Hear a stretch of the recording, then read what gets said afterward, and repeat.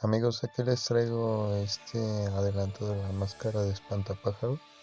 Pues hasta aquí cómo va resultando con estas aplicaciones de pintura, con estos ajustes en los amarres, en los ojos, etcétera. Me gusta bastante cómo va quedando la parte de la boca, la pintura, cómo lo hace bastante fúnebre, me gusta mucho. Los ojos, me gusta también esta parte de hecho en México.